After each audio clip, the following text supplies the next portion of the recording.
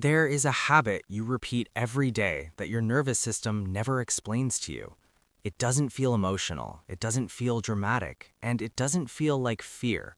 It feels normal. So normal that you almost never notice it while it's happening. You only notice it afterward when something feels slightly unfinished, slightly muted, slightly held back. You feel it just before you speak, just before you finish a thought, just before you decide how honest to be. Your body adjusts first. Your voice softens, your posture tightens, your breathing changes for a moment. And only after that adjustment has already happened, you tell yourself it was a choice. Most people think habits are behaviors they consciously build, routines, preferences, personality traits. But this habit was never chosen.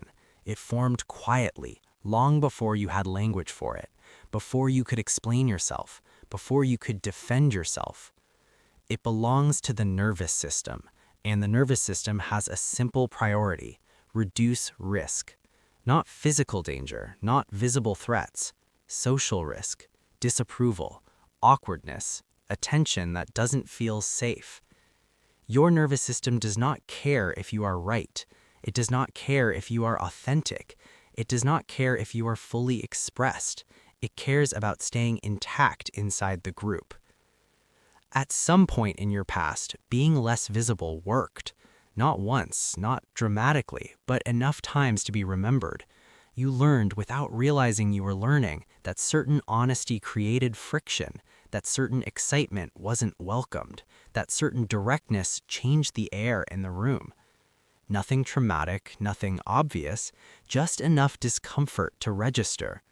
So your system adopted, not by silencing you completely, that would have been too obvious. Instead, it learned to edit you, editing tone, editing timing, editing how much of you enters the room. You didn't disappear, you adjusted. And because those adjustments reduced tension, your nervous system recorded them as successful. Over time, the habit became automatic. You no longer decide when to do it. It happens before thought, before intention.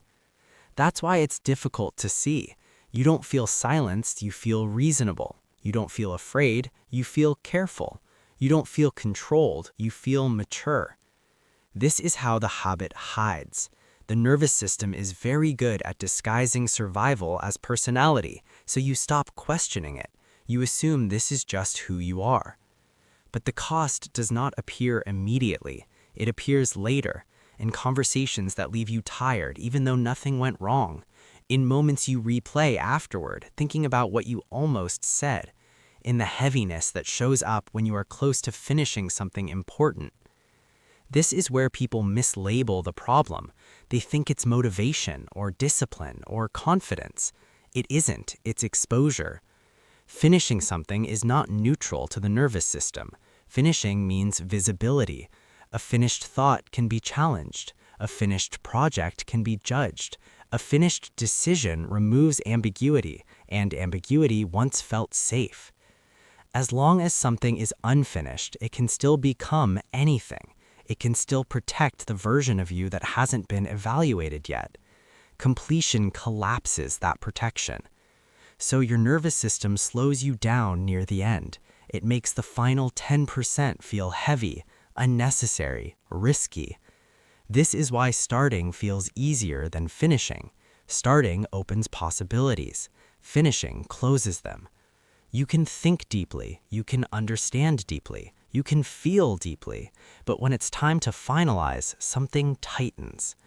You leave the email unsent, the sentence unfinished, the work almost done. Not because you don't know what to do, not because you lack ability, because your body is avoiding exposure. Human beings are not wired to fear failure. Failure is information. We are wired to fear relational rupture, being misunderstood, being judged, being placed somewhere we cannot control how we are seen. Your nervous system remembers moments when attention didn't feel safe, a look that lingered too long, a tone that cooled unexpectedly, a response that withdrew warmth. Small moments, but the body learns quickly from them. It learns that all of you might be too much, that parts of you are acceptable, but the whole might cost you something. So the system builds a strategy, not to stop you, just to slow you. It places a governor on your expression right before the point of no return. And because the habit looks thoughtful, measured, socially intelligent, you mistake it for maturity. You tell yourself you're being tactful, that you are waiting for the right time, that you are polishing the work. But maturity does not shrink you. Safety does. Your nervous system is not protecting your identity. It does not care about your potential or your future. It is protecting belonging, and it will choose belonging every time, even if that means editing your voice, delaying your life, or keeping you in permanent preparation. That is why understanding this habit does not dissolve it. You can understand it perfectly and still feel the pause, because the body learned this long before the mind agreed. The shift does not happen when you force yourself forward. Force is just another form of containment. The shift happens when you notice the moment your body adjusts and you do not immediately obey it. Not dramatically, not aggressively, you simply stay. You say the sentence that is slightly more real. You finish the work when it is good enough.